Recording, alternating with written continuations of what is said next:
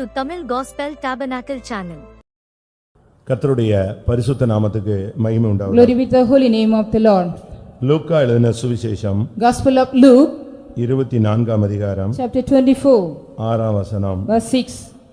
அவர் இங்கே இல்லை, அவர் உயிர்த்தெழுந்தார். அவர் இங்கே இல்லை, அவர் உயிர்த்தெழுந்தார். He is not here but is risen.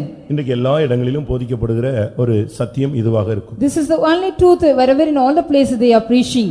அவர் உயிர்த்தெழுந்த செய்தி இன்றைக்கு பூமி எங்கும் பிரசங்கிக்கப்படுகிறது. Even on the whole world the news of the resurrection of Jesus Christ is being preached. இயேசு உயிர்த்தெழுந்ததுதான் கிறிஸ்தவத்தினுடைய முக்கியத்துவம். Only the importance of the Christianity is being Jesus Christ is risen. அதனால தான் பவுல் சொல்லும் பொழுது கிறிஸ்து உயிர்த்தெழாவிட்டால் எங்களுடைய பிரசங்கம் விருதா, உங்களுடைய விசுவாசம் வீணா இருக்கும் என்று சொல்லுகிறார். So that even Paul speaks, if not Christ risen, our preaching is vain as well as your faith is become futile. மரணத்துக்கு பின்பு ஒரு வாழ்க்கை உண்டு என்பதை நிரூபித்தார் ஆண்டவராகிய இயேசு கிறிஸ்து. Lord Jesus Christ proved that there is also a life after that death. மரித்த பின்பு மனிதன் எங்கே போகிறான் என்கிறதற்கு ஒரு விடை கொடுத்தவர் ஆண்டவராகிய இயேசு கிறிஸ்து. Only Lord Jesus Christ gave the answer to the people after the death where a man can go. மரித்த பின்பு யார் பார்த்தது என்கிற ஒரு கேள்வி எல்லாருக்குள்ளும் இருக்கிறது. All are having a question after the death, who has seen? அவன் எங்கே போகிறான் என்கிற ஒரு கேள்வியும் இருக்கிறது. They are having the question where they are going. இதுல பழைய ஏற்பாட்டுக்கு கூட ஒரு தெளிவான விளக்கம் இல்லாமல் இருந்தது. Even in the Old Testament they did not have a clear explanation.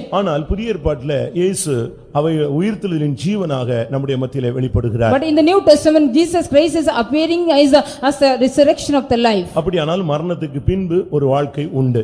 If so mean there is also a life after the death. அதை பெற்றுக்கொள்ள ஒருவன் உயிரோடு எழுப்பப்பட வேண்டியது அவசியம். It is necessary, a man has to be risen out to receive that. எல்லா மனிதனும் உயிரோடு எழுப்பப்படுவான். All men will be resurrected. வேதம் அழகாக சொல்லுகிறது, அவன் தன் வரிசையில் உயிர்ப்பிக்கப்படுவான். The scripture says clearly each and every man they will be risen or resurrected in their order. ஆனால் வேதம் தெளிவாக சொல்லுகிறது, அவன் தன் வரிசையின் சொல்லுகிறது. அப்படியானால் அவனுடைய வாழ்க்கையின் அவனுடைய தன்மைக்கு ஏற்றவண்ணமாய் அவனுக்கு ஒரு வரிசை இருக்கிறது, அந்த வரிசையில அவன் இணைக்கப்படுவான். So the scripture mention about clearly each and every man in their order means according to their life as well as the state of the life they will be resurrected. இயேசு நித்திரை அடைந்தவர்களில் அவர் முதற் பலன் ஆனவர். Jesus Christ became the first fruit among the dead. அடுத்து முதலாம் உயிர்த்தெழுதல் காத்துக் கொண்டிருக்கிறது. Next the first resurrection is waiting. முதலாம் உயிர்த்தெழுதலுக்கு பங்குள்ளவன் பரிசுத்தவானும் பாக்கியவானுமாய் இருப்பான். Blessed is the man who is also take part in the first resurrection. அப்படினால நாம் அந்த நாளை எதிர்பார்த்து கொண்டிருக்கிறோம். Just so that we are waiting for that particular day. அப்படினால் கிறிஸ்தவன் உயிரோடு எழுந்திருப்பான். So the Christian will be rise alive. ஒரு பாவி உயிரோடு எழுந்திருக்கிறான், அவன் நியாய தீர்ப்புக்கு எழும்பி அவன் நியாயம் தீர்க்கப்பட்டு நரகத்தில் போய் விழுந்து விடுகிறான். If a sinner rise up means he is also rise according to the judgment, he will be judged and go to the hell. ஆனால் ஒரு தேவனுடைய பிள்ளை உயிரோடு எழுப்பப்படுவான், அவன் நியாயம் தீர்க்கும்படியாக எழும்புவான். If a child of God also will be resurrected, he will be resurrected to be judge others. இந்த உயிர்த்தெழுதலை இயேசு பேசின பொழுது When Jesus Christ talked about this resurrection, ஜனங்களுக்குள்ள ஒரு கேள்வி வந்தது. there was a question raised among the people. அவங்க நினைச்சிட்டாங்க இந்த வாழ்க்கை போல இன்னொரு வாழ்க்கை அங்க இருக்குன்னு நினைச்சாங்க. The people thought like this life there is also life in the heaven. இது எழுத்தின் பிரகாரமாக உள்ள வாழ்க்கை, அது ஆவிக்குரிய வாழ்க்கை. This is a life according to the literal, that is the life of spiritual life. அந்த ஜனங்களுக்கு புரியாமல் Because the people did not understand that, என்று ஒரு நாள் ஒரு பெரிய கேள்வியோடு வந்தார்கள். suddenly they were also coming with a great question. ஐயா, ஒருவன் ஒரு பெண்ணை விவாகம் பண்ணி இருந்தான். Well sir, one man has married a woman. அவன் செத்து போய் விட்டான். He has died. அவளை கொண்டு போய் அவளுடைய தம்பிக்கு கட்டி வைத்தார்கள். She was married to the younger brother of him. அவனும் செத்து போய் விட்டான். He has also passed away. அவளை கொண்டு போய் அடுத்த தம்பிக்கு கட்டி வைத்தார்கள். She was married to the next brother of him. அவனும் செத்து போய் He விட்டான். was also passed away. அடுத்த தம்பிக்கு கட்டி வைத்தார்கள். She was given to the other brother. எப்படிலாம் செஞ்சிருக்கானுங்க பாருங்க. See how they have done. ஒரே பொண்ணை 7 பேருக்கு கட்டி விட்டாங்க. The one woman was given married unto the 7th person. இப்ப இதோட அவங்களுக்கு இன்னொரு क्वेश्चन வந்தது. So then there have also another question. உயிர்த்தெழுதல்ல பரலோகத்துல இவ வந்து யாருக்கு புருஷனா இருப்பா? In the resurrection in the heaven who shall be? யாருக்கு மனைவியா இருப்பா இவ? Who shall be to whose wife she shall be? அவளுக்கு ஒரு பெரிய கேள்வி. They got a great question. அப்ப அவர் சொன்னார், மனைவியா? அங்க என்ன மனைவி புருஷன்? Then he said, is her wife or husband in there? உயிர்த்தெழுதல்ல கொல்வனையும் இல்லை கொடுப்பனையும் இல்லை, அவர்கள் உயிர்த்தெழுதலின் சாயலாக தேவ தூதர்களைப் போல இருப்பார்கள் In the resurrection, they shall be like the angels of God, but there is no marrying and given in marriage in the resurrection. அதனால நீங்க உயிர்த்தெழுதல்ல உங்க அக்காவை பாப்பேன், அக்காவை பார்த்துட்டு இந்த ஊர்ல உள்ள கதையெல்லாம் போய் சொல்லலாம் அப்படின்னு நினைக்காதீங்க. So don't think in the resurrection you can also see your elder sister and speak all the story from this city. நீ சீக்கிரமா பரலோகம் போயிட்டு நான் பட்ட கஷ்டம் உனக்கு தெரியுமா, நீ பாத்துருப்ப மேல இருந்து அப்படின்னு நீங்க போய் அங்க கதை சொல்ல You முடியாது. don't need to go and tell all the story because you just went to the heaven early. But do you know what are the sufferings I went under? மத்தேயு 22ஆம் அதிகாரத்துல பார்க்கும் பொழுது When we read in Gospel of Matthew chapter 22. 28, 29, 30 வசனங்கள்ல இந்த கேள்விகளுக்கு இயேசுவினுடைய பதில் தெளிவாக சொல்லப்பட்டிருக்கிறது. These questions are set in the verses 28 and 29, 30 as well as the answer of Jesus Christ also set. இன்னொரு குரூப் இருந்துச்சு. There was also another team. அதெல்லாம் உயிர்த்தெழுதல் எல்லாம் கிடையாது. There is no resurrection at all. இன்னொரு குரூப் இருந்துச்சு. There was another team. உயிர்த்தெழுதல் முடிஞ்சு போயிடுச்சு, செத்துட்டான்ல, அதோட முடிஞ்சு போச்சு. The resurrection is finished because they have died. இப்படி இது ஒரு குரூப் இருந்துச்சு. There is also another group. வேதபாரகர், The scribes, பரிசேயர், Pharisees. சதுசேயர்னு ஒருத்தர் இருந்தாங்க. There is also another group, Sadducees. இவங்க இந்த ஆசாரியனாகிய சாதோக்கின் வழி வந்தவர்கள். These are the people, they have also come in the way of the priest Sadok. இவங்க உயிர்த்தெழுதல் இல்லைம்பாங்க, இல்லனா நடந்து முடிஞ்சிருச்சும்பாங்க. They will be saying there is no resurrection, all already it is past. பிரியமானவர்களே, அப்படி அல்ல. Beloved, it is not so. ஒரு மனிதன் இந்த உலகத்துல எவ்வளவு வாழ்ந்து எவ்வளவு கர்த்தருக்காய் நிக்கறானோ அவன் தன்னுடைய வரிசையில போய் இணைகிறான். As much a man so just grown up for the Lord's sake and stand for the Lord's sake, he is go and join in this order. ஞானஸ்நானம் பெறும் பொழுது When you receive the baptism, ரோமர் 6:5 படி according to Romans 6:5, உயிர்த்தெழுதலின் சாயல் நமக்குள்ளே வருகிறது. we are getting the likeness of the resurrection in us. பரிசுத்த ஆவியில் When in the Holy Spirit, பிலிப்பியர் 3:10 படி according to Philippians 3:10, உயிர்த்தெழுதலின் வல்லமை நமக்குள்ளே வருகிறது. we are getting the power of the resurrection in us. தெய்வீக சுகத்துக்காக நீ மரிக்கும் பொழுது, When you die for the divine healing sake, இந்த சத்தியத்துக்காக வாதிக்கப்பட்டு ஒப்புக்கொடுத்து நீ மரிக்கும் பொழுது உனக்கு மேன்மையான உயிர்த்தெழுதலில் பங்கு கிடைக்கிறது. you are getting the you become the partaker of the great and excellent resurrection when you are also being tortured for the truth's sake. இதை எபிரேயர் 11:35 நாம் படிக்கிறோம். We can read in Hebrew 11:35 this thing. உயிர்த்தெழுதலின் சாயல், The likeness of resurrection, உயிர்த்தெழுதலின் வல்லமை, the power of resurrection. இயேசு வரும் பொழுது மகிமையிலே மறுரூபப்படுதல். So when Jesus Christ comes, we shall be just transfigured in the glory. இயேசு கிறிஸ்து இதை போன்ற ஒரு நாள் அதிகாலையிலே அவர் உயிரோடு எழுப்பப்பட்டார். On the day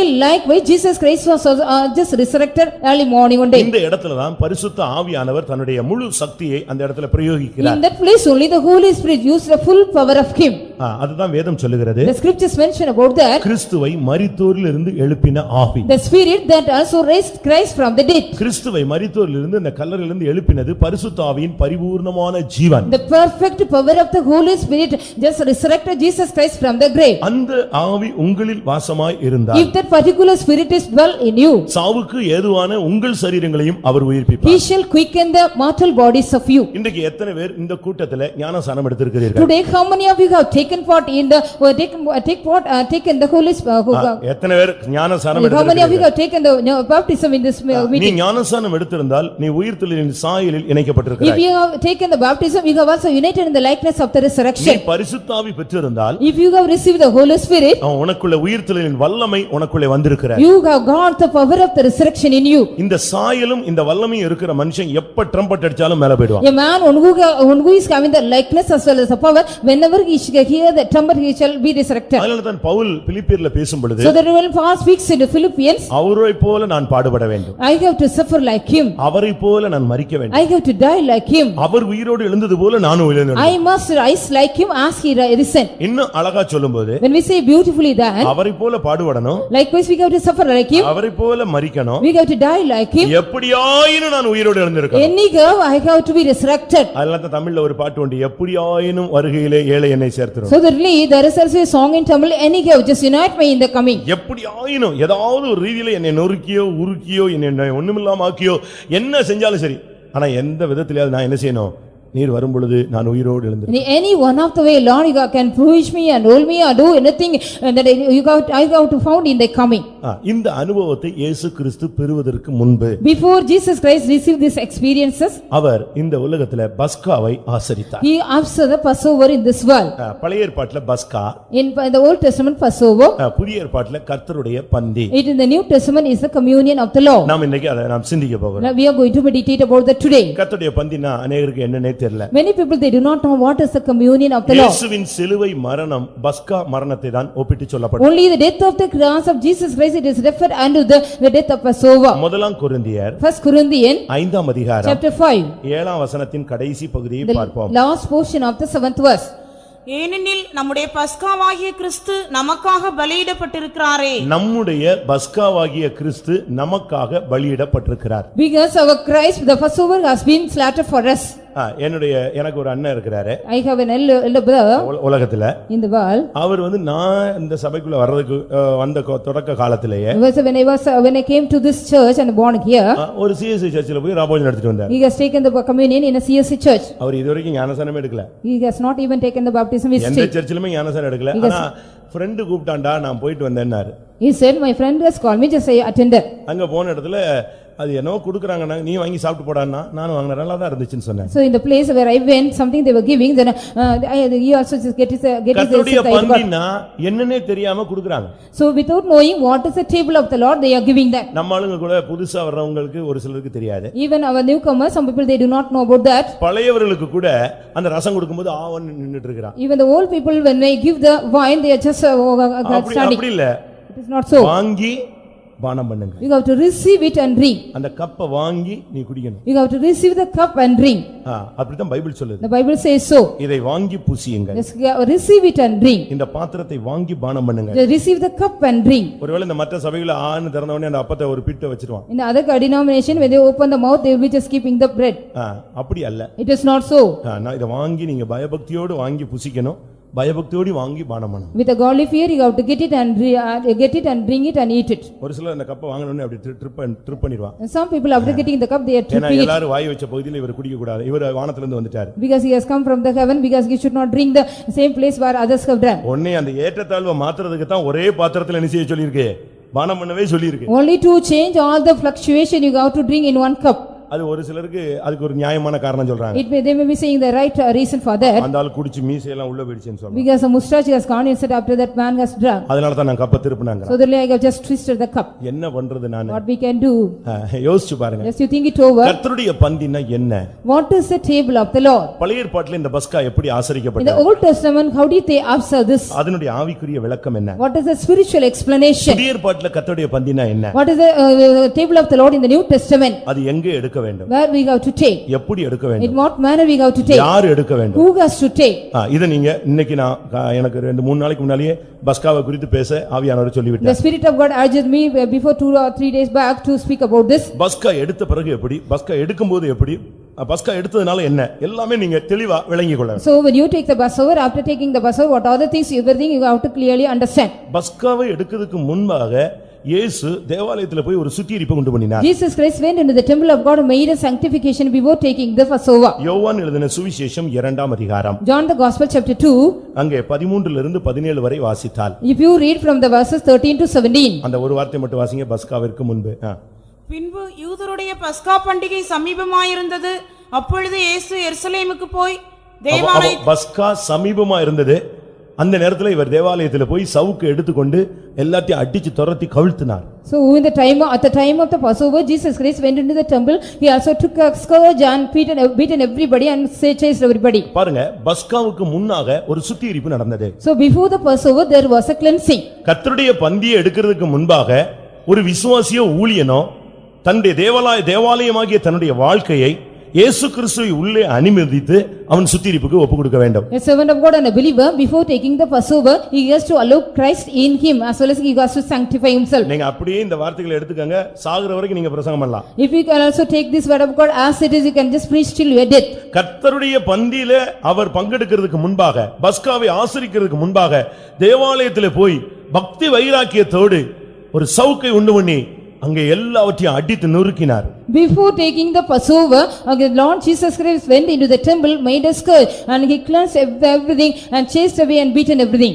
இரண்டாவதாக, Secondly, பஸ்காவில் தான் பரபாசுக்கு விடுதலை கிடைத்தது. in the Passover only Barabbas got deliverance. சுத்திகரிப்பில் தான், இல்லாவிட்டால் இயேசுவின் மரணத்தில் தான், இல்லாவிட்டால் கர்த்தருடைய பந்தியில தான் உன்னுடைய வாழ்க்கைக்கு ஒரு விடுதலை கிடைக்கிறது. In the table of the Lord, on the death of Jesus Christ or in the sanctification, you are going to get a deliverance for your life. யோவான் எழுதின சுவிசேஷம் John the Gospel, 18ஆம் அதிகாரம் chapter 18, 39 40 வாசியுங்க. verses 39 and 40.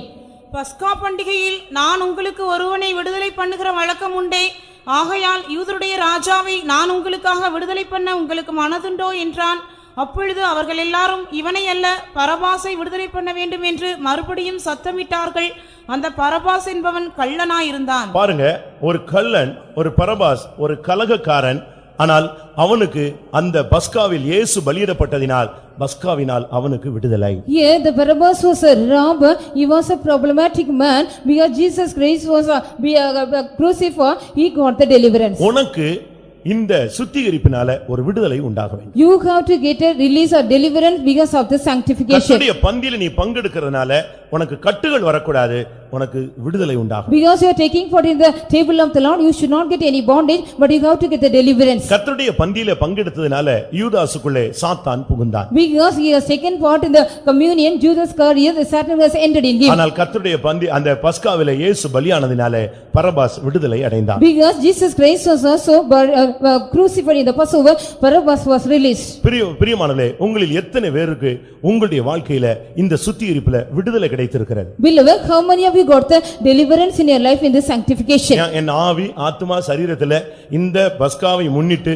நடந்த சுத்திகரிப்பினால் எனக்கு விடுதலை கிடைத்ததுன்னு சொல்றவங்க மாத்திரம் கைகளை வைத்து ஒரு அல்லேலூயா People சொல்லுங்க. those who say I got a deliverance in me, பாருங்க, இதுதான் சத்தியம். this is the truth. இந்த கூட்டத்தின் வாயிலாக பஸ்காவினால உனக்கு உன் வாழ்க்கையில போராட்டத்திலிருந்து ஒரு விடுதலை. Through the Passover you shall be getting delivered from the conflict of your life. பஸ்காவுக்கு பின்பு நீ எப்படி இருக்க வேண்டும்? After the Passover how you should be? ராபோஜனம் முடிந்த பின்பு பழைய குருடி கதவை தேடின்னு திரும்பிட கூடாது. After the communion you should not go back like the old blind lady. மறுபடி நீ ரிவர்ஸ்ல போயிட கூடாது. Again you shouldn't go back, revise. பஸ்காவை புசித்த அடுத்த நாள் தான் பலத்த கையோடு எகிப்தின் பிடியிலிருந்து இஸ்ரவேல் ஜனங்கள் வெளியே புறப்பட்டு போனார்கள். After eating the Passover, the people of Israel, they also be the strong gun, they delivered and came out of Egypt. பஸ்காவுக்கு அடுத்த நாள் தான் அவங்க பலத்த கையோடு அவர்கள் கானானுக்கு பயணத்தை தொடங்கினார்கள். Then the next day of the Passover, with a strong hand, they were also just traveled towards Canaan from that land. இன்றைக்கு நீ கர்த்தருடைய பந்தியில பங்கெடுக்கிறாய். Today you are taking part in the communion of the Lord. நீ உன் வாழ்விலே எகிப்திலிருந்து கானானை நோக்கி அடி எடுத்து வைக்க வேண்டும். Today you have to step from Egypt to Canaan. என்னாகமம் 33ஆம் அதிகாரம் 3ஆம் வசனத்தில் இந்த வார்த்தையை நாம் பார்க்க We முடியும். can read Numbers 33:3. வாசியுங்கள். Please read. முதலாம் மாதத்தின் 15ஆம் தேதியிலே அவர்கள் ராமசேசை விட்டு புறப்பட்டார்கள்.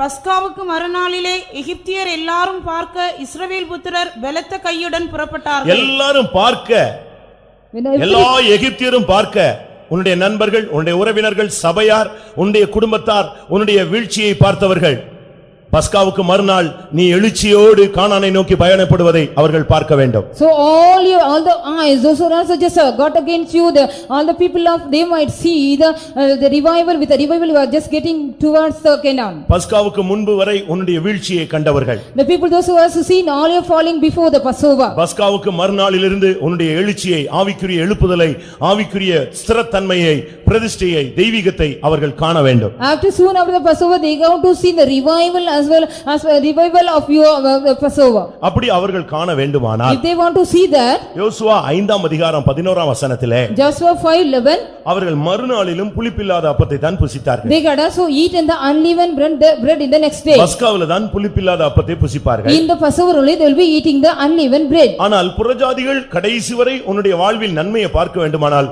நீ கடைசி வரை புளிப்பில்லாத அப்பத்தை புசிக்கிறவனாய் மறுநாளும் கூட தொடர்ச்சியாய் நீ அதைத்தான் புசிக்க வேண்டும். If the Gentile want to see the revival of you, you have to eat the unleavened bread continually. யோசுவா 5:11 நாம் இதை பார்க்க We முடியும். can read in Joshua 5:11 this one. பிரியமானவர்களே, நம்முடைய பஸ்காவாகிய கிறிஸ்து நமக்காக பலியிடப்பட்டார். Beloved, our Passover Christ he has been slaughtered for us. பஸ்காவை எப்படி புசிப்பது? How we have to eat the Passover?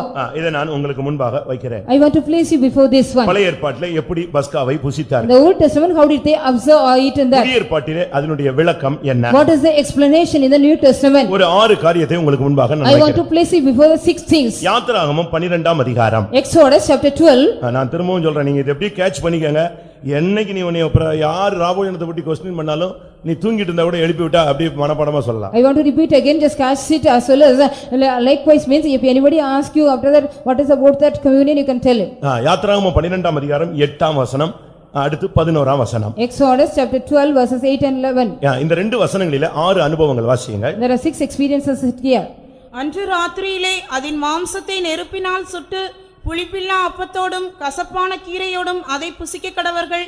அதை புசிக்க வேண்டிய விதமாவது, நீங்கள் உங்கள் அறைகளில் கச்சை கட்டிக்கொண்டும் உங்கள் கால்களில் பாதரட்சை தொடுத்துக்கொண்டும் உங்கள் கையில் தடி பிடித்துக்கொண்டும் அதை தீவிரமாய் புசிக்க கடவீர்கள். அது கர்த்தருடைய பஸ்கா. பாருங்க, இங்கே 6 காரியங்கள் சொல்லப்பட்டிருக்கிறது. The 6 things are set here. அன்று ராத்திரியிலே அதன் மாம்சத்தை நெருப்பினால் சுட வேண்டும். They have to just burn the flesh in the fire. புளிப்பில்லா அப்பத்தோடு புசிக்க வேண்டும். They have to eat with unleavened bread. கசப்பான கீரையோடும் புசிக்க வேண்டும். With the bitter herbs they should eat. எப்படி புசிக்கணும்? How they have to use? அறைகளில் கச்சை கட்டிக்கொள்ள வேண்டும். They have to gird their loins. கால்களிலே பாதரட்சை தொடுத்துக்கொள்ள வேண்டும். They have வேண்டும். to put on the shoes on their feet. கைகளில் தடி பிடித்துக்கொள்ள வேண்டும். They have to have the staff in their hand. இதனுடைய வெளிப்பாடு என்ன? What is the revelation of that? நீங்க எழுத்தின் பிரகாரமா இதை யோசிச்சு பாருங்க. Literally if you think it over, மாம்சத்தை நெருப்புல சுட்டு you have to roast flesh in the fire. புளிப்பில்லா அப்பத்தை கையில எடுத்து புசிச்சு you have to take the unleavened bread and eat. கசப்பான கீரையும் சேர்த்து சாப்பிட்டா எப்படி இருக்கும்னு If you யோசிச்சு eat with the bitter herbs, how it would be? அதே நேரத்துல in the same time இடுப்புல பெல்ட் கட்டிட்டு after just wearing the belt on their கால்ல செருப்பு போட்டுக்கிட்டு you put on the shoes on their feet, கையில ஒரு கம்பையும் பிடிச்சிக்கிட்டு you are having a staff in your hand. இப்படி தான் அந்த ஜனங்கள் அன்றைக்கு பஸ்காவை புசித்தார்கள். In that level only those people they have also observed the Passover. இது எதை What காண்பிக்கிறது? does it show? ஒன்று நெருப்பினால் சுடுவது. One thing, just roast with fire. மாம்சத்தை நெருப்பினால் சுடுவது. You have to roast the flesh with the fire. ஆவியினாலே சரீரத்தின் செய்கைகளை அழிப்பதை It காண்பிக்கிறது. shows about with the spirit you have to destroy the deeds of the body. கர்த்தருடைய பந்தியில பங்கெடுக்கிறவன் சரியான ஒரு அபிஷேகத்தோடு உள்ள வரணும். A man who take part in the communion, you have to come with the right anointing. இந்த சுத்திகரிப்பு கூட்டத்திலே ஆவியினாலே சரீரத்தின் செய்கைகளை அழிக்கணும். In the sanctification meeting by the spirit you have to destroy the deeds of the body. மாம்சத்தின் கிரியைகள் யாவன? What are the deeds of the flesh? ஒரு பெரிய லிஸ்டே There இருக்குது. is a great list is given here. அந்த மாம்சத்தின் கிரியைகளை நெருப்பினால் பரிசுத்த ஆவியினாலே சுடணும். So the deeds of the flesh has to be roasted with a fire. பரிசுத்த ஆவி இல்லாம நீ பஸ்கா புசிச்சதனால பிரயோஜனமே இல்ல. There is no use of that without the anointing if you also take part in the communion. ஒருவேளை நம்ம ஞானசானம் எடுத்தவங்களுக்கு நம்ம பஸ்கா கொடுக்கிறோம். Perhaps we are also just giving the Passover to the people those who take in the baptism. அடுத்த ராபோஜனத்துக்குள்ளேயாவது நீ பரிசுத்த ஆவியின் அபிஷேகத்தை அந்நிய பாஷை அடையாளத்தோடு பெற்றுக்கொள்ள வேண்டும். Next you have to receive the Holy Spirit with the anointing of the anointing. நீ எவ்வளவுதான் நீ பரிசுத்தமாக முயற்சி செய்தாலும் ஆவியானவர் உன்னை பரிசுத்தமாக்கணும். அப்பதான் அந்த ஆவியினால சரீரத்தின் செய்களை நீ அழித்து ஜெயிப்பாய். As much as you also want to become cleansing, the spirit of God has to cleanse you, then only by the spirit you can also destroy the deeds of the flesh. புறஜாதியாராகிய பலி பரிசுத்த ஆவியினால் பரிசுத்தமாக்கப்படுகிறது. The sacrifice of the Gentile shall be just cleansed by or sanctified by the Holy Spirit. அக்கினினால ஒரு சுத்திகரிப்பு இருக்கிறது. There is also a cleansing by the fire. அக்கினி இல்லாம ஒண்ணுமே நிலைவரப்படாது. Without the fire nothing can be stand. அதனால தான் நம்ம அபிஷேகத்தை So முக்கியத்துவப்படுத்துகிறோம். we are just giving importance to the anointing. இரண்டாவது Secondly, புளிப்பில்லா அப்பம். the unleavened bread. ரெண்டு அப்பம் இருக்கிறது. There are two types of bread. ஒன்னு புளிப்பு உள்ளது, மற்றொன்று புளிப்பு இல்லாதது. One is a leaven, another one is a unleavened bread. புளிப்பு உள்ளதுன்னு சொன்னா அது என்ன தெரியுமா? What is a leavened bread? அதனுடைய அர்த்தம் துர்க்குணமும் பொல்லாப்பும். That is also malice and wickedness. புளிப்பு இல்லாததுன்னு சொன்னா What is unleavened bread? துப்புரவு உண்மை. The sincerity as well as a cleansing. முதலாம் கொரிந்தியர் 1 Corinthians 5ஆம் அதிகாரம் chapter 5 8ஆம் வசனத்தை பார்க்கும் பொழுது verse 8 when we read, அங்க புளிப்பில்லா அப்பமும் இருக்கு, புளிப்புள்ள அப்பமும் இருக்கு. here it has been said about the leaven as well as unleavened bread. ஆதலால் பழைய புளித்த மாவோடே அல்ல, துர்க்குணம் பொல்லாப்பு என்னும் புளித்த மாவோடும் அல்ல, துப்புரவு உண்மை என்னும் புளிப்பில்லாத அப்பத்தோடே பண்டிகையை ஆசரிக்க கடவோம். இந்த பண்டிகை ஈஸ்டர் பண்டிகை நீ ஆசரிக்கிற ஆளு பழைய துர்க்குணத்தையும் பொல்லாப்பையும் வச்சுக்கிட்டு நீ ஆராதிச்சா பிரயோஜனம் இல்ல. The one who also observe the feast of the Easter, you should not have the malice and wickedness, you shouldn't observe, there is no use of that. துப்புரவு உண்மை இந்த ரெண்டு அனுபவத்தோடு தான், அதுதான் புளிப்பில்லாத அப்பம். அதோ வைத்து தான் நீ இந்த கர்த்தருடைய பந்தியில வரணும். So with the sincerity and truth you have to come into the communion of the Lord and you have to observe this. சுத்திகரிப்பு நல்ல உனக்குள்ள நடக்கணும். So there should be a correct cleansing should happen in you. துப்புரவு உண்மை என்ற புளிப்பில்லா அப்பத்தோடு ஆசரிக்க கடவோம். We have to observe the feast with the sincerity and truth. நீங்க எல்லாரும் துப்புரவானவர்களாய் உண்மையுள்ளவர்களாய் நீங்கள் மாறணும். All should be the people of sincere people as well as need the truth in you. பிலிப்பியர் 1:11 பார்க்கும் பொழுது நீங்கள் துப்புரவானவர்களும் இடரலற்றவர்களுமாய் இருந்தாதான் கிறிஸ்துவின் நாளில் நீங்கள் பங்கடைவீர்கள். So if you say read in the Philippians, if you are the people sincere as well as without awareness you can also take part in the day of Christ. Christ. மூன்றாவது Thirdly, கசப்பான கீரையை புசிக்கணும். you have to eat the bitter herbs. அப்படின்னா என்ன அர்த்தம்? What is the meaning of that? கசப்பான கீரை என்பது தேவனுக்கு ஏற்ற ஒரு துக்கத்தை It காண்பிக்கிறது. shows also the grief or the sorrow according to the Lord. It shows the bitter herbs. கர்த்தருக்கு ஸ்தோத்திரம், நானும் ராபோஜனம் எடுக்க போறேன்னு வந்து நிக்க கூடாது. You should not say praise the Lord, I want to take the communion. ஒரு சுத்திரிப்பில்ல 10 கூட்டத்துக்கு வர முடியாதவன் நீ என்ன விசுவாசி? What are you believer? You cannot even attend the 10 cleansing meeting. அப்படின்னு நீ பெரிய கோடீஸ்வரனா மாறிட்டியா? Are you ஒண்ணுமே become இல்ல. a great millionaire? 10 கூட்டத்துல வராதவங்க தயவு செய்து என்கிட்ட வந்து இப்ப கூட்டம் முடிஞ்ச உடனே சாரி பாஸ்டர்லாம் வரவே வராது. அப்படி அந்த பின்னால சேர்ல இருந்து உட்கார்ந்துக்க. அடுத்து ஒரு அன்பின் விருந்து இருக்கு, அதுல உட்கார்ந்து. So those who did not attend the 10 meeting, please pastor, let me come. So soon after the meeting, don't come and approach me, go and sit at those chairs. தேவனுக்கேற்ற துக்கம் பின்பு மனஸ்தாபப்படுகிறதுக்கு ஏதுவாயிராமல் ரட்சிப்புக்கு ஏதுவான மனம் திரும்புதலை உண்டாக்குகிறது. அதுதான் கசப்பான ஒரு அனுபவத்தை நீ இந்த இடத்துல அனுபவிக்கணும். The godly sorrow also bring it will you have to just eating the bitter herbs. 2 கொரிந்தியர் 7ஆம் அதிகாரம் 10ஆம் வசனத்தில் இந்த வார்த்தை சொல்லப்பட்டிருக்கிறது. 2 Corinthians 7:10 it was said. மனுஷனுக்கேற்ற துக்கம் அல்ல, Not the sorrow of the man. லௌகிக துக்கம் அது மரணத்தை உண்டாக்குகிறது. So the worldly sorrow brings the death. உனக்கு கசப்பான கீரை, தேவனுக்கேற்ற ஒரு துக்கம், உனக்கு ஒரு மனம் திரும்புதலுக்கு ஏற்ற ஒரு துக்கம் உண்டாகும். So you need the godly sorrow according to the repentance. இதை எப்படி புசிப்பது? How can we eat that? அவன் ஒரு அறையில ஒரு கச்சை கட்டி கொண்டு புசிக்கிறான். He has to gather his loins and eat. அது எதை What காண்பிக்கிறது? does it show? எபேசியருக்கு நிருபம் 6ஆம் அதிகாரம் 14ஆம் வசனத்தை பார்க்கும்போது Ephesians 6:14 when we read, சத்தியம் என்னும் கச்சையை உங்கள் அறையில் கட்டினவர்களாய். you should be the people, you have to gather the truth as a loin in you. சத்தியத்தை கைக்கொண்டு வருகிற நீதியுள்ள ஜாதி உள்ளே பிரவேசிப்பதற்கு வாசல்களை திறவுங்கள். Open ye the gate, the people those who also follow the truth, they may enter therein. சத்தியத்தை கைக்கொள்ளணும், அதுதான் நம்முடைய ஜீவிதத்துல முக்கியம். We have to follow the truth, that is important in our life. வசனமே சத்தியம். Only the word of God is the truth. நீ கர்த்தருடைய பந்தியில வரும்போது வசனத்துக்கு கீழ்ப்படிஞ்சு வரணும். When you come into the communion of the Lord, you have to obey the word of God and come here. தீமோத்தேயுவில நாம் படிக்கும் பொழுது When we read in Timothy, எந்த ஒரு பொருளும் வசனத்தினால் பரிசுத்தமாக்கப்படுகிறது. what are the object? It has been just sanctified by the word of God. என்னுடைய வசனத்துக்கு நடுங்குகிறவனை நான் நோக்கி பார்ப்பேன். I will look unto the man who tremble and fear for my word of God. 10 கூட்டத்திலே வசனம் உனக்கு So சொல்லப்பட்டது. the 10 meetings, the words of word of God has been told you. அந்த வசனத்துக்கு நீ உன்னை நடுங்கி ஒப்பு கொடுக்கணும். சத்தியத்தின்படி உன் வாழ்க்கையை அந்த அறையை நீ கட்டிக்கொள்ள வேண்டும். According to the truth, you have to also set your life and gird your loins. அடுத்து எபேசியர் 6:15 படி According to Ephesians 6:15 next, அந்த பாதரட்சியை தொடுத்துக்கொள்ள you வேண்டும். have to put on the shoes. சமாதானத்தின் சுவிசேஷத்துக்கு உரிய ஆயத்தம் என்னும் பாதரட்சை. It has been said about the gospel of the peace, the preparation of gospel of peace. ஒரு விசுவாசி ஊழியன் ரெண்டு காரியத்துக்கு எப்பொழுதும் ஆயத்தமா A இருக்கணும். believer and a servant of God, they have to get ready for two things always. ஒன்று சமாதானத்தின் சுவிசேஷம், One is the gospel of peace.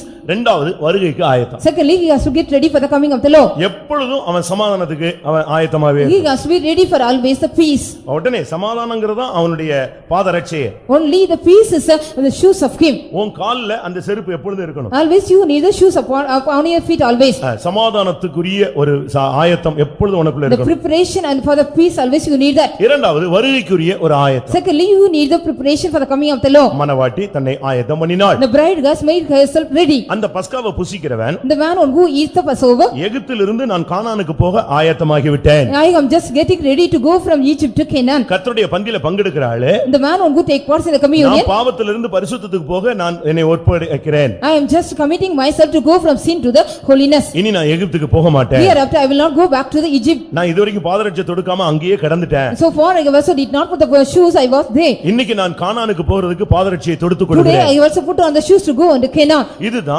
அந்த பாதரட்சியை தொடுத்துக் கொள்வது. This is only shoes about to putting on the shoes. அடுத்து அவன் கையில தடியை பிடித்துக்கொண்டு அதை புசிக்க வேண்டும். Next he has to just having the staff in his hand and eat the Passover. பிலிப்பியர் 2ஆம் அதிகாரம் 14ஆம் வசனத்தை பார்க்கிறோம். Philippians 2:14 when we read, ஜீவ வசனத்தை பிடித்துக்கொண்டு உலகத்திலே சுடர்களைப் போல பிரகாசிக்கிற நீங்கள் the people those who also shine like the stars in the world, those who are also having the life of word of God. வசனத்தையும் வாக்குத்தத்தத்தையும் நீங்கள் பிடித்துக்கொள்ள You வேண்டும். have to catch the word of God as well as the promises. சாட்சியின் வசனத்தை நீ பிடிக்கும் பொழுதுதான் சாத்தானை ஜெயிக்கிறாய். When you catch the word of the testimony, you are getting over the devil. ஆட்டுக்குட்டியின் இரத்தத்தினாலும் By the blood of the lamb, சாட்சியின் வசனத்தினாலும் by the word of the lamb, word of God, அவர்கள் அவனை ஜெயித்தார்கள். they can also overtake him. அப்ப உன் கையில எப்பொழுதும் ஒரு வசனத்தின் அந்த வாக்குத்தத்தத்தை பிடித்துட்டு தான் நீ முன்னால போயிட்டே இருக்க. Always you have to go forward with catching the word of God as well as the promise of God. எந்த பிசாசு வந்தாலும் நீ அந்த வசனத்தை வச்சு அவனை ஜெயிச்சிரலாம். Whatever the devil make him, with the word of God you have to overtake him. இப்படிதான் பழைய ஏற்பாட்டில கர்த்தருடைய பந்தி இல்லாவிட்டால் பஸ்கா ஆசரிக்கப்பட்டது. Likewise only in the Old Testament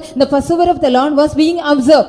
நாம் வேதத்துல பார்க்கும் பொழுது And we read in the scripture அநேக இடங்களிலே இந்த பஸ்கா ஆசரிக்கப்பட்டது. in many places they have observed the Passover. எங்கெல்லாம் இவர்கள் ஆசரித்தார்கள்? In what are the places they have observed this? நான் ஒரு 6 இடம் உங்களுக்கு சொல்லுங்க. I want to tell you 6 places to you. அதுக்கு ஒரு டைம் இருக்கு. அந்த டைத்துல நீங்க எடுக்கணும். There is also a particular time for that you should take part. குறித்த காலத்தில் பஸ்காவை The ஆசரிப்பது. due time you have to observe the Passover. வாரம் அப்படினு கேட்கலாம். You can also give every week. வாரம்னா வாரம் எவனா செத்து போயிட கூடாது. அதான் பயமா இருக்கு. So every week means every week nobody has to die. That's why they are அபாத்திரமாய் afraid. பானம் பண்ணுகிறவன் செத்து போய் விடுவான். So one who also take part unworthily he will die. உங்களில் அநேகர் நித்திரை அடைந்திருக்கிறார்கள். Because many of you have slept in among you. உங்களில் அநேகர் பலவீனப்பட்டு Many of போயிருக்கிறார்கள். them become the weak among you. அதுக்கு தான் நம்ம பாருங்க சுத்தி இருப்புன்னு ஃபாஸ்டிங்ல போட்டு அவனை நொறுக்கி உருக்கி அவனை கொண்டு வந்து உட்கார வைக்கிறோம். So then we are going on just telling about the fasting and bruise him and making him.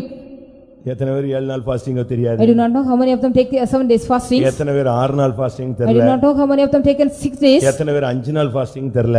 We don't know how many of them taken எத்தனை 5 பேர் days. 4 நாள்னு தெரியல. I do not know how many of them taken 4 days. எத்தனை பேர் 3 நாள்னு தெரியல. We do not know how many of them taken 3 days. எத்தனை பேர் 2 நாள்னு We தெரியல. do not know how many of them taken 2 days. எத்தனை பேர் 1 நாள்னு தெரியல. We do not know how many of them taken 1 day. எத்தனை பேர் ஃபுல் ஃபீஸ்டிங்லயே வந்திருக்கீங்கன்னு தெரியல. I do not know how many of them are attending with a full feasting. இன்னும் காலையில கூட இன்னைக்கு சாப்பிட்டு வந்தானான்னு தெரியல. Even today I do not know people have eaten today morning. அதுக்கு கேட்டா சொல்லுவான் அப்படி காதெல்லாம் அடைக்குது. எல்லாருக்கும் தான் காது இருக்கு. If you யாருக்கு ask me, Adaikala. all my ears are being shut up.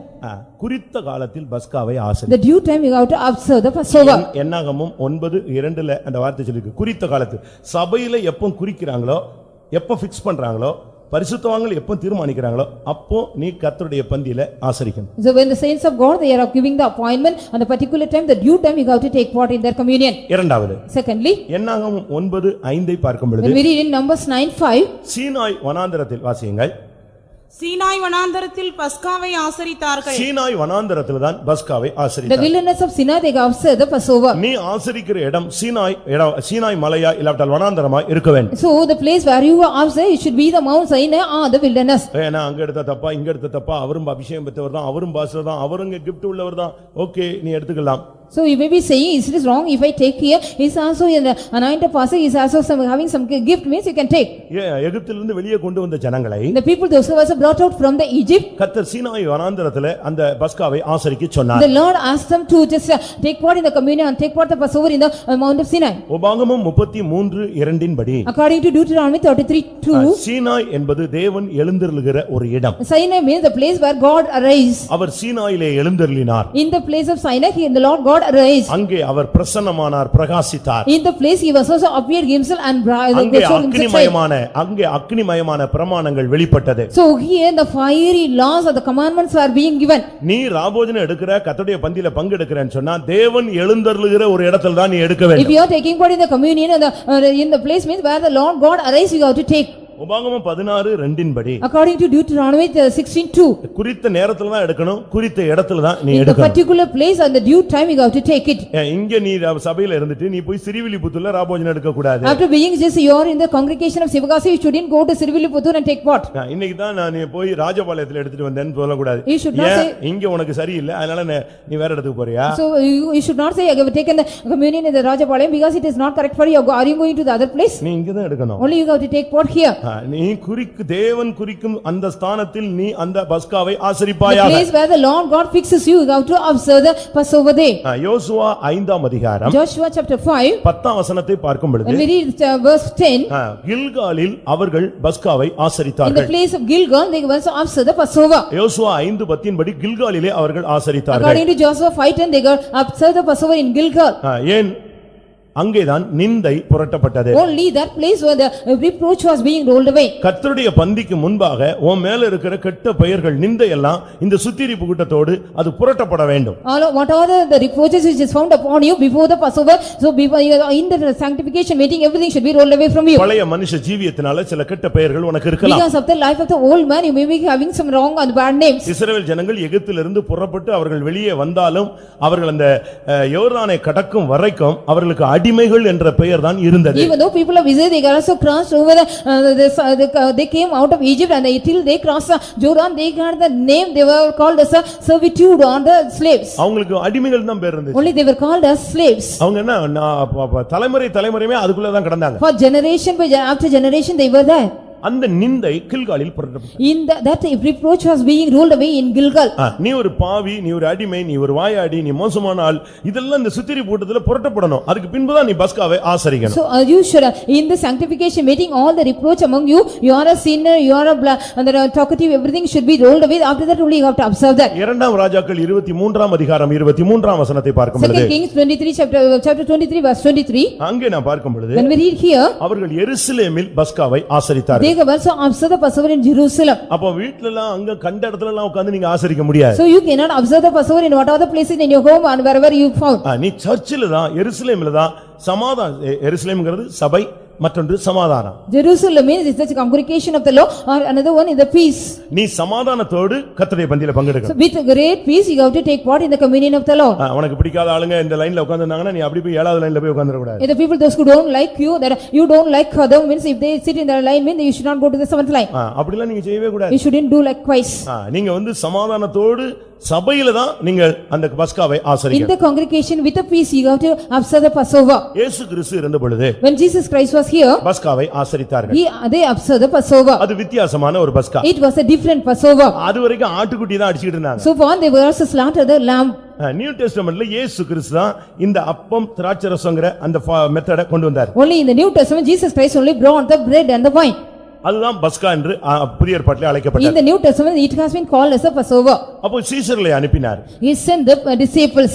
ஆண்டவர் அவங்க கேட்டாங்க, ஆண்டவரே பஸ்காவை நாங்க எங்க ஆசரிக்கணும்? They asked them, Lord, where we go to observe the Passover? அதுக்கு தகுதியான இடம் எங்கே? Where is the worthy place for that? பாருங்க எவ்வளவு பெரிய கேள்வி பாருங்க. See what kind of great question is here. தகுதியான இடம் எது? Where is the worthy or the place which is deserving? பஸ்காவை புசிக்கிறதுக்கு ஒரு விசுவாசி ஒரு ஊழியக்காரனுக்கு ஒரு தகுதியான இடம் இருக்குது. To observe the Passover there is also a worthy place for the believer and the servant of God. அதுக்கு தகுதியான இடம் எது?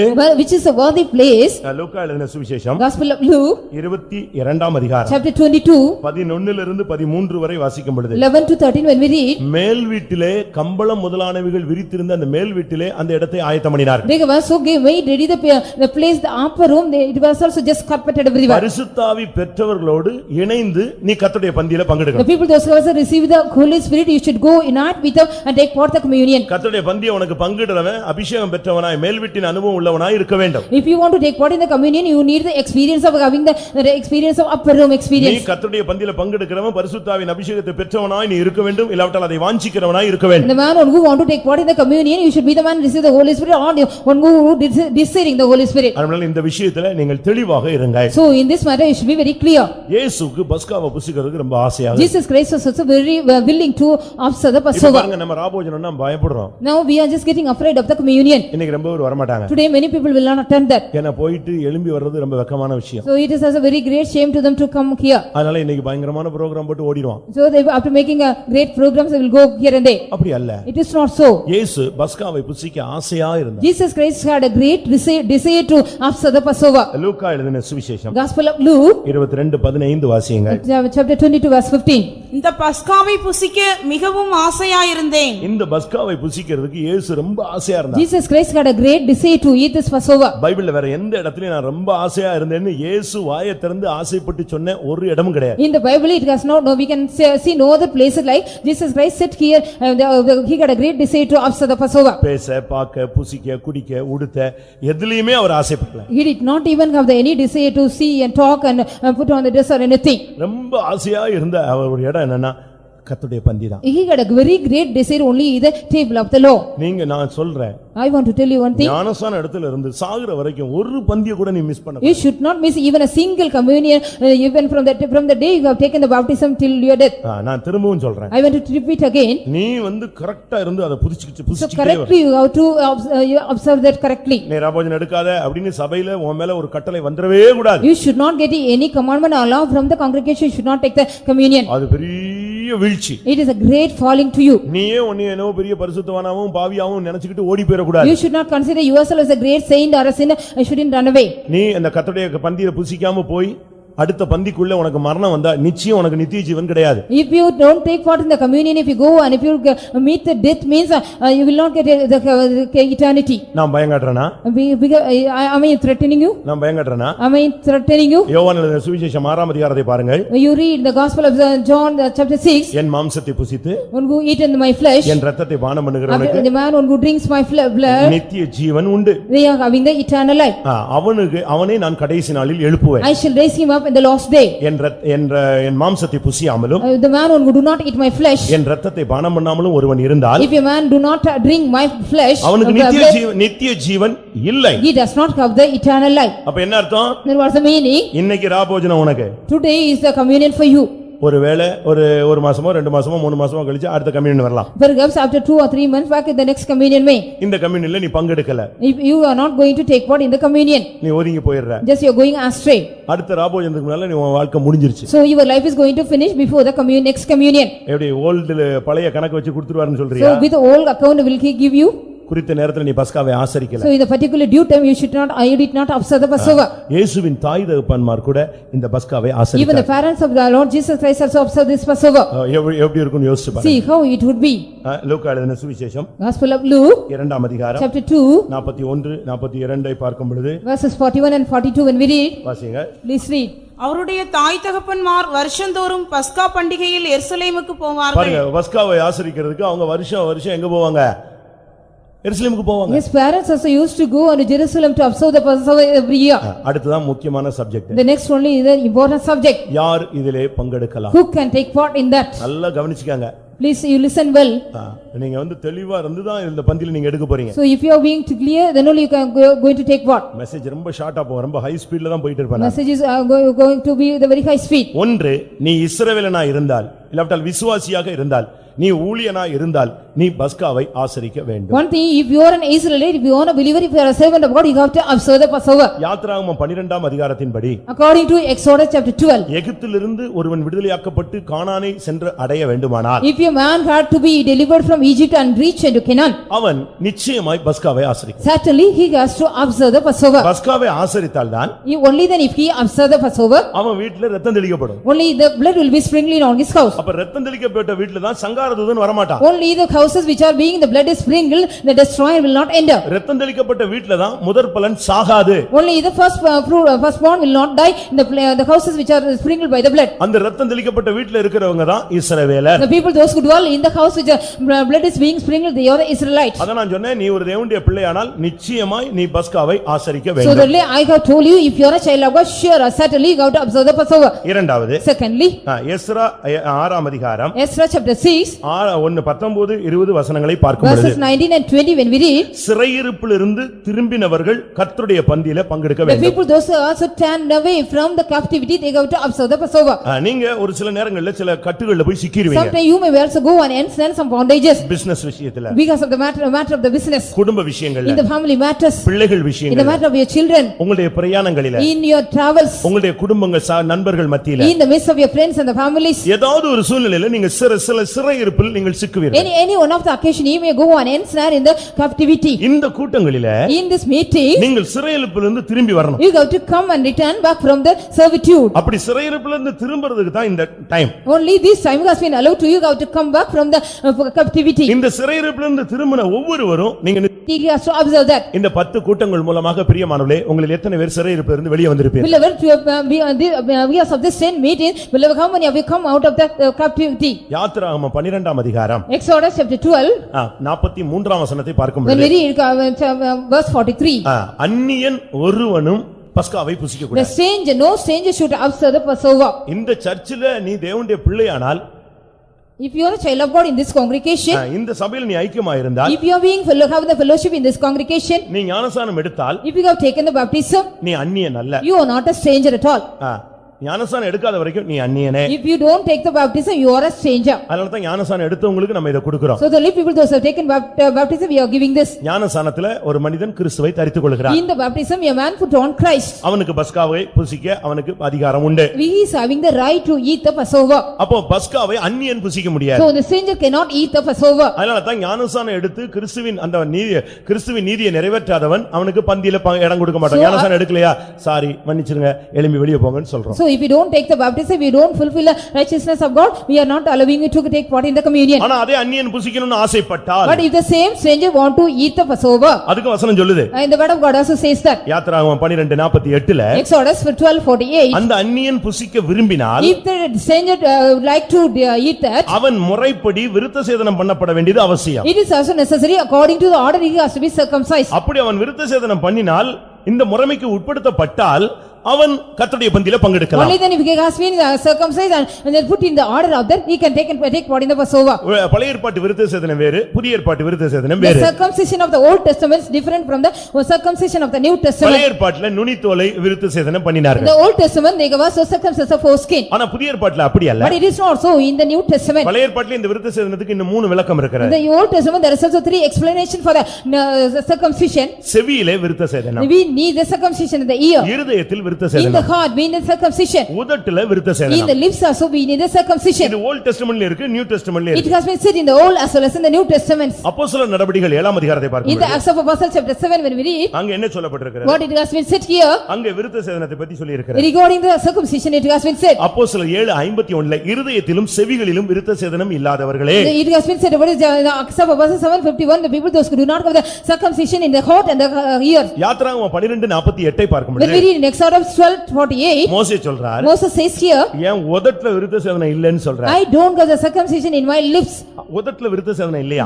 He does not have the circumcision in the lips. ஏன் உதட்டுல விருத்தசேதனம் இல்லாதனால நான் சொன்னா ஒருவனும் கேட்க மாட்டானே. Because I don't have the circumcision in my lips, I say nobody can listen that. அப்ப உதட்டுல விருத்தசேதனம் உள்ளவனுடைய வார்த்தையை மத்தவன் செவி கொடுப்பான். So the other people will heed and the people those who have the circumcision in their lips. நீங்கள் அந்நியர்களாக இருந்தால் If you are a strangers, இன்றைக்கு ஞானசானத்துக்கு நீங்கள் உங்களை ஒப்பு கொடுத்திருக்க if வேண்டும். you have to commit yourself for the baptism. அடுத்து நீங்கள் விருத்தசேதனத்துக்கு உங்களை ஒப்பு கொடுக்க Next வேண்டும். you have to commit yourself for the circumcision. உன் வாயின் வார்த்தைகளை நீ சரியாய் கணிக்க வேண்டும். You have to also observe consider the word of your mouth correctly. என் வாய் மீறாதபடி நான் தீர்மானம் பண்ணினேன். I have also take the determination my mouth should not transgress. ராபோஜனம் எடுக்கிறவங்களுக்கு 3 காரியத்துல கிளியர் இருக்கணும். So the people those who want to take the baptism, they should be clear in 3 things. ஒன்னு உன்னுடைய உதடு. One thing, your lips. இன்னைக்கு நீ கர்த்தருடைய பந்தியில உன் உதட்டுல அந்த ரசம் அந்த அப்பம் வைக்கறாங்க, இதோடு உன் உதடு பரிசுத்தமாய் மாறிரும். Today the bread is being going to place in your lips, with there your lips has to be a holy one. இரண்டாவது உன்னுடைய செவி. Secondly, your ears. ராபோஜனம் எடுத்துட்டு போன பிறகு உன்னுடைய செவியை நீ அந்நிய சத்தங்களுக்கு விலக்க வேண்டும். After taking the communion, you have to just go, you have to remove your ears from the strange noises. என்னுடைய ஆடுகள் என் சத்தத்துக்கு செவி கொடுக்கும். My sheep will hear my voice. மூன்றாவது, Thirdly, நீங்க பரிசுத்தாவி பேர் அந்த கர்த்தருடைய பந்தியில பங்கெடுக்கிறவன் இருதயம் பரிசுத்தமாய் the man மாறும். who take part in the communion, your heart should be a clean one. இருதயத்தில் சுத்தம் உள்ளவர்கள் பாக்கியவான்கள், அவர்கள் தேவனை தரிசிப்பார்கள். Blessed are the people those who pure in God, they shall see God. இருதயத்திலிருந்து புறப்படுகிறது அவனை தீட்டுப்படுத்துகிறது. What are the things which also comes out to proceed out of the heart will defile him. அதனால இருதயத்தை நீங்கள் பரிசுத்தமாக்க So then வேண்டும். you have to cleanse your heart. அடுத்து ஒருத்தர் ராபோஜனம் எடுக்கணும்னு நீங்க ஆசைப்பட்டால், If anybody want to take communion in the nextly, இதுக்குன்னு முறைமை இருக்கு. there is also order for that. சுத்திரிப்பு கூட்டம் இருக்கு. There is a sanctification meeting. ஞானஸ்நானம் எடுத்துக்கணும். You have to take the baptism. சுத்திரிப்புக்கு You வந்திருக்கணும். have to attend the sanctification meeting. ஒப்புரவா You இருக்கணும். might also reconcile with others. திருப்பி கொடுத்திருக்கணும். You have to restitute that. சமாதானமா You இருக்கணும். should have peace with others. பல தீர்மானங்கள் You எடுக்கணும். have to take some various decisions. இப்படி பல அனுபவங்கள் இருக்கு. There are some various experiences. என்னாகமம் 9ஆம் அதிகாரம் Numbers chapter 9, 14ஆம் வசனத்துல, verse 14. உங்களிடத்தில் தங்கி இருக்கிற பரதேசி ஒருவன் கர்த்தருடைய பஸ்காவை ஆசரிக்க விரும்பினார், If any stranger, those who dwell in you, if they want to observe the Passover, முறைமைப்படி அவன் அதை ஆசரிக்க கடவன். according to the order, he has to observe that. அதனால தான் நீங்க மத்த சபையில இருந்து வர்றவங்கள நாங்க கொடுக்க மாட்டோம்னு சொல்றது இல்ல. So then we are not just saying those who are coming from the other denomination, we are not giving. நீங்க எங்க ஞானஸ்நானம் எடுத்தாலும் என் கையில நீ எடுக்க வேண்டும் அப்படி நான் சொல்ற ஆளே I கிடையாது. am not the person, wherever you have taken the baptism, you have to take the baptism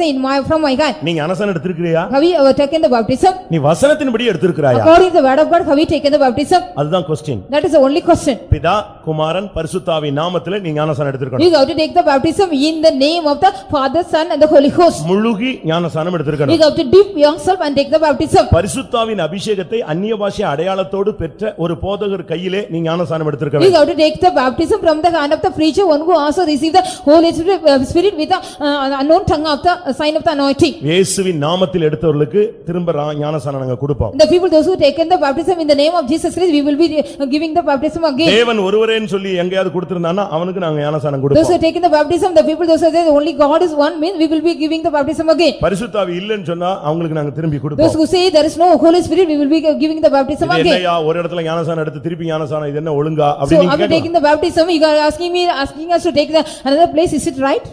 அப்போஸ்தலர் 19 அதிகாரத்துல In Acts of Apostles chapter 19, மறுபடியும் ஞானஸ்நானம் கொடுத்தது தெளிவா எழுதி இருக்கு. it has been said about they have also given the baptism again.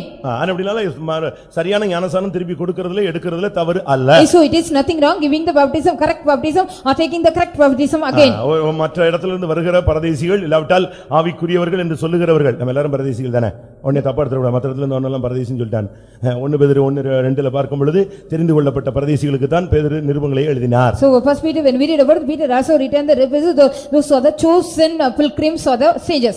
பரதேசிகளே தெரிந்து கொள்ளப்பட்ட பரதேசிகளுக்கு தான் எழுதப்பட்டது. It has been written about the selected, the chosen pilgrims or the sages. நீங்க யாரா இருந்தாலும் இந்த முறைமைப்படி நீங்கள் எடுத்தால் அது correct. Whomever you may be, according to the order if you take, it is correct. அப்படினால நீங்க தெளிவான விதத்துல இந்த கர்த்தருடைய பந்தியில பங்கெடுங்க. So we have to take what in the communion in a correct or clear manner. நான் சில தப்பு பண்ணிட்டேன். I have just done some wrong. எதிர்பாராம இப்படி நடந்துருச்சு. So without any expectation it has happened. நான் என்ன பண்றது? What can I do? நீ அறிக்கையிடு. Just you confess. நீயா உன்னை நீதிகரிச்சிட்டு எந்திச்சு போயிர கூடாது. You should not justify yourself, you shouldn't go. இனிமே அறிக்கைக்கு டைம் கிடையாது. There is no more time to confess. Time முடிஞ்சிருச்சு. The time has finished. இனிமே நான் கர்த்தருக்கு ஸ்தோத்திரம் 10 கூட்டத்துல வரல அது அந்த வெக்கமா அந்த அறிக்கையே கிடையாது. நான் சான்ஸ் கொடுக்க மாட்டேன். I will not give any chance because hereafter I have not attended the 10 10 கூட்டத்துல ஒரு கூட்டத்துக்காவது நீ வரலன்னா நீ தயவு செய்து எடுக்காத. Please don't take communion if you don't attend even at least one meeting among the 10s. நான் பைபிளை படிச்சேன். I read in the Bible. நம்ம இவ்வளவு டஃபா கொண்டு போறோமே இது எப்படி கரெக்ட்டான்னு பாரு. So we are taking very toughly what is correct this is. அப்ப பார்த்தா when we see that அவன் தீட்டுப்பட்டு இருந்தா கூட அவனுக்கு கொடுத்துருங்கறாரு. if he is defiled also you give that he says. எனக்கு ஆச்சரியமா இருந்துச்சு. I just wondered about that. ஏன்னா அவன் இஸ்ரவேலன் அவனுக்கு கொடு. Because he is an Israelite you give him. ஒண்ணு அவனுக்கு அது ரட்சிப்பா மாறும் இல்லட்ட பட்சிப்பா மாறும். Either it become a salvation or it's a condemnation to him. என்னாகமம் 9ஆம் அதிகாரத்தை பார்க்கும் பொழுது when we read in Numbers chapter 9 10ஆம் வசனத்துல verse 10 ஒருவன் தீட்டுப்பட்டிருந்தாலும் if any man defiled பிரேதத்தினால் தீட்டுப்பட்டிருந்தாலும் if he is defiled by the dead body ஒருவேளை பிரயாணத்துல எங்கடா ரவுண்ட்ஸ்ல போய்ட்டாலும் if he has gone in the journey in anywhere else அவன் வந்தா அவனுக்கு ராபோஜனம் கொடு. if he comes means you give the communion. அவன் தீட்டுப்பட்டாலும் கொடுங்கற. if he has defiled also you give the communion he say. அப்படி எடுக்கிறதுக்கு யாராவது துணிகரமா வந்திருக்கீங்களா? if anybody is also very bold to come here to take what? வாசிங்க. Please read. உங்களிலாகிலும் உங்கள் சந்ததியாரிலாகிலும் ஒருவன் பிரேதத்தினால் தீட்டுப்பட்டாலும் பிரயாணமாய் தூரம் போயிருந்தாலும் கர்த்தருக்கு பஸ்காவை ஆசரிக்க வேண்டும். ஆசரிக்க வேண்டும். You have to observe the Passover to the law. நீ புது விசுவாசி இல்ல அந்நியன் அல்ல.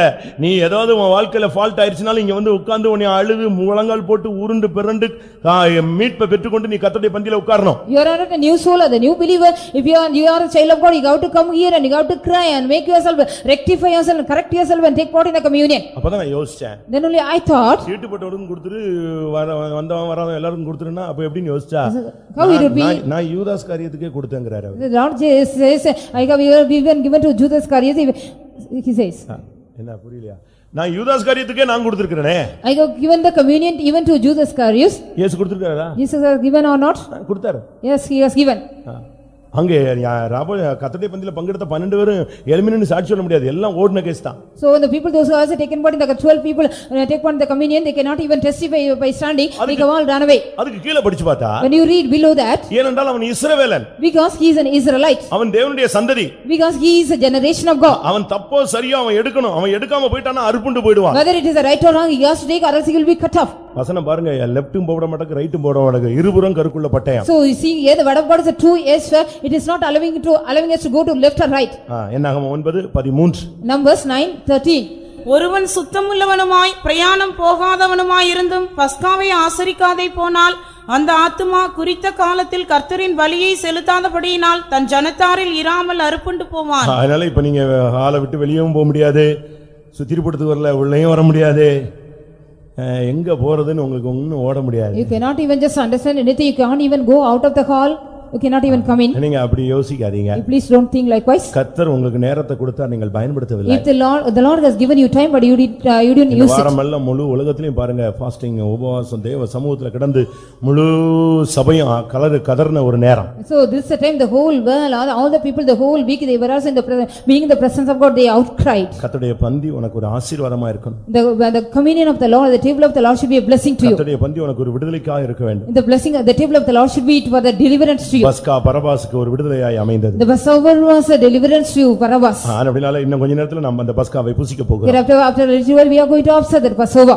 நீங்க கர்த்தருடைய சமூகத்துல உங்களை சரிப்படுத்திக் கொள்ள வேண்டிய நேரம் இதுதான். It is the time you have to make right to yourself in the presence of God. பரிசுத்த ஆவியின் அபிஷேகத்தோடு, with the anointing of the Holy Spirit, ஆவியினால் சரீரத்தின் செய்கைகளை அழித்து, with the Spirit you have to destroy the deeds of the body, துப்புரவு உண்மை என்கிற தன்மையோடு, with the nature of the sincerity and truth, தேவனுக்கு ஏற்ற துக்கத்தோடு, with the godly sorrow, சத்தியம் என்னும் கச்சையை கட்டிக்கொண்டு, with you have to just gird your loins with the truth, ஆயத்தம் என்னும் பாதரட்சியை தொடுத்துக்கொண்டு, with put on the preparation of the gospel of peace, ஜீவ வசனத்தை பிடித்துக்கொண்டு, just catching the word of the living word of God. கர்த்தர் குறித்த இடத்திலே பஸ்காவை ஆசரி. In the place where the Lord God fixes, you have to observe the Passover. இன்றைக்கு எத்தனை பேர் இப்படி பஸ்காவை ஆசரிக்க உங்களை சமர்ப்பிக்கிறீர்கள்? Today how many of you want to surrender yourself to observe the Passover likewise? இயேசுவின் தாய் தகப்பன்மார் அந்த பஸ்காவை ஆசரித்தார்கள். Even the parents of Jesus Christ also observe the Passover. இயேசு இந்த பஸ்காவை புசிக்க ஆசையா இருந்தார். Jesus Christ had a great desire to observe this Passover. அவங்களோட பஸ்காவை புசிச்சிட்டு ஒரு வார்த்தை சொன்னாரு. After he was also observe the Passover with them, he said so.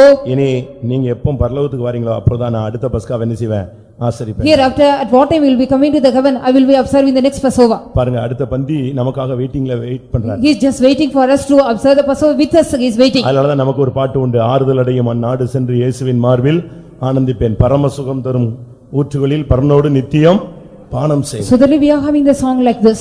அப்படினால நமக்கு அடுத்த பந்தி பரலோகத்துல தான். So the next Passover, the communion is for us in the heaven. இந்த கர்த்தருடைய பந்தியை ஒரு ஐயா சொன்னார், நான் புசிச்ச உடனே எனக்கு அந்த இடுப்புல இருந்த பிடிப்பு எல்லாம் ஓடி போயிடுச்சுங்க. So one brother said, after I was also taken part in the communion, after I drank the something a problem I had in the pit, everything gone. நித்திய ஜீவன் மாத்திரமல்ல, இப்பவே உனக்கு ஒரு ஜீவனா வந்துரும். Not only the eternal life, even now it will be like a life to you. ஆமென். அதற்காக இயேசு உயிரோடு எழுந்தார். Jesus Christ risen for that. நம்முடைய இயேசு நமக்காக பலியிடப்பட்டது மாத்திரமல்ல, நமக்காக உயிரோடு எழுந்தார். Not only our Jesus Christ has been slaughtered for us, he has also risen for us. இயேசு உயிர்த்தெழுந்தது உண்மையானால் அந்த உயிர்த்தெழுதலின் வல்லமையை நாம் பெற்றுக்கொள்ள வேண்டும். அந்த உயிர்த்தெழுந்த இயேசுவின் அந்த பஸ்காவிலே நாம் பங்கெடுக்க வேண்டும். If it is true Jesus Christ risen, we have to also get the power as well as take the Passover, take part in the Passover too. இன்னைக்கு எத்தனை பேர் இந்த வசனத்துக்கு உங்களை சமர்ப்பிக்கிறீர்கள்? Today how many of you want to commit yourself with the word of God? நம்முடைய கர்த்தராகிய இயேசு பஸ்காவாக பலியிடப்பட்டாரே. Our Lord Jesus Christ being as a Passover slaughtered for us. நாம் இன்றைக்கு அந்த தன்மையை நாம் எடுக்க போகிறோம். Today we are going to observe that nature. உங்களை நீங்களே நிதானியுங்கள். Just you judge yourself. எல்லாரும் கண்களை மூடுங்க. Let us all close our eyes. முடிந்தால் முழங்கால் படியிடுவோம். If it is possible you can kneel down. நீ தேவனுடைய பிள்ளை. You are a child of God. நீ ஒரு இஸ்ரவேலன். You are an Israelite. நீ எருசலேமிலே ஆசரிக்க வேண்டும். You have to observe the Passover in Jerusalem. பஸ்காவுக்கு முன்பாக ஒரு சுத்திகரிப்பு. There is also a cleansing before the Passover. பஸ்காவில் உனக்கு விடுதலை. You are getting the deliverance in the Passover. பஸ்காவுக்கு பின்பும் உன்னுடைய வாழ்வில் ஒரு ஜெயம். After the Passover also you are getting the victory in your life. பலத்த கையோடு உன்னை பார்த்த எல்லாருக்கும் முன்பாக நீ புறப்பட்டு கானானுக்கு செல்ல வேண்டும். With a strong hand those who have also seen you have to depart and go to Canaan. நீ ஒரு அந்நியன் அல்ல. You are not a stranger. ஒரு காலத்துல நாம் அந்நியரும் பரதேசிகளுமாய் இருந்தோம். Once upon a time we were strangers and pilgrims. காணியாட்சிக்கு புறம்பானவர்களாய் இருந்தோம். We were the people alienated from the commonwealth. ஓ கிறிஸ்துவின் இரத்தத்தினால் நம்மை கழுவி நம்மை தன்னோடு இணைத்திருக்கிறார். The Lord Jesus Christ also cleansed us by his blood and united with him. இன்னைக்கு பஸ்காவை நாம் புசிக்க போகிறோம். Today we are going to eat the Passover. அந்த ஜனங்கள் அன்னைக்கு காலையில இருந்து ரெடி ஆயிட்டாங்க. And the people those who also get ready from the early morning. அந்த காலத்துல அந்த பஸ்கா அடிக்கப்பட்டது. In the night time the Passover was slaughtered. அவங்க எல்லாரும் நைட்டோட நைட் அந்த பஸ்காவை புசித்து முடித்து விட்டார்கள். The whole night they were also eaten the Passover and finished that. காலையில மீதி ஒன்றுமே கிடையாது. Early morning there was nothing left. காலையில பார்த்தால் Early morning ஐயோ எகிப்தில் இருக்கிற எல்லா தலைச்சன்னும் அழிந்து போய் all the firstborn from the Egyptian everybody were destroyed. அருமையான தேவனுடைய பிள்ளையே, Beloved child of God, இன்றைக்கு நீ பஸ்காவை சரியா புசித்தால் உனக்கு விரோதமான சத்துருவின் முதற் பலனை கர்த்தர் நிச்சயமாய் அழிப்பார். today if we also eat the Passover correctly, all the powers which are against you, the Lord God will destroy everything. நான் திரும்பவும் சொல்லுகிறேன், I want to repeat again. இன்றைக்கு வேத வசனத்தின் அடிப்படையில் நீ பஸ்காவை புசித்தால், On the basis of the word of God, if you eat the Passover today, நீ பஸ்காவை புசித்து காலையிலே நீ விழிக்கும் முன்பாக உனக்கு விரோதமான சத்துருவின் முதற் தலைச்சன்னை கர்த்தர் அழித்திருப்பார். If he has eat the Passover and awake before that, the Lord God will destroy all the powers which is the first one were against you. நீ இந்த கர்த்தருடைய பந்தி முடிந்து இந்த அன்பின் விருந்து முடிந்து நீ வீட்டுக்கு போறதுக்கு முன்பாக உனக்கு விரோதமான சத்துரு அழிக்கப்பட்டிருக்கும்.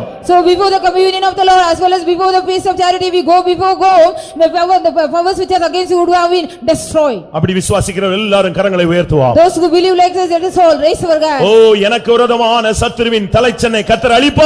The Lord God will also destroy the first part of the enemy which is against me. ஓ நான் கர்த்தரின் பஸ்காவை புசிக்க போகிறேன். Behold, I am going to eat the Passover of the Lord. நான் அந்நியன் அல்ல. I am not a stranger. நான் தேவனுடைய பிள்ளை. I am the child of God. ஓ எனக்கு ஒரு பஸ்கா இருக்கிறது. Behold, I have the Passover. நான் அதை புசிப்பேன். I will eat that. எனக்கு அதுல பங்கு இருக்கிறது. I have the share in that. என் மீட்பரின் மாம்சத்தை புசிப்பேன். I will eat the flesh of my Redeemer. என்னுடைய மீட்பருடைய இரத்தத்தை குடிப்பேன். I will drink the blood of my Redeemer. எனக்கு நித்திய ஜீவன் உண்டு. I have the eternal life. ஓ இப்பொழுதே தேவனுடைய வல்லமை நம்மை ஆட்கொள்ளட்டும். Because now itself the power of God rule us. பரிசுத்த ஆவியில் உயிர்த்தெழுதலின் வல்லமை இறங்கி வருகிறது. ஹalleluya hallelujah hallelujah ஷடபலகதிடா கடபகதி கடபகதிடா கடதிபினாமானாவான். ஹalleluya hallelujah hallelujah ஆமென் ஆமென். உயிர்த்தெழுந்த இயேசுவை ஆராதிக்கிறவர்கள் உயிர்த்தெழுந்த இயேசுவின் வல்லமையினால் நிரப்பப்படுங்கள். ஆமென் ஆமென். பஸ்காவை புசிப்பதற்கு முன்பாக ஒரு தெய்வீக சக்தி நம்மை ஆளுகை செய்யட்டும். உரபலக ஷபலக திரகரபானியா ரஹதன மேகரபக திரபகரபக திரபலக திர. ஹalleluya hallelujah hallelujah hallelujah திரபலக திரக ரெபகரபக திரபலக திர.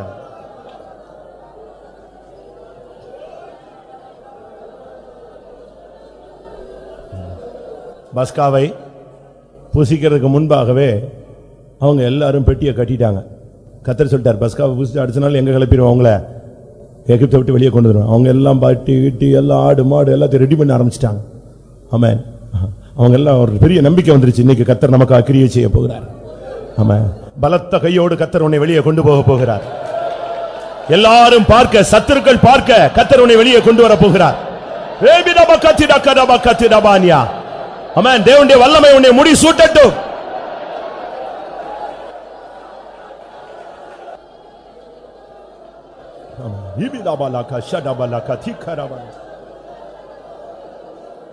ஆமென் ஆமென் ஆமென் ஆமென்.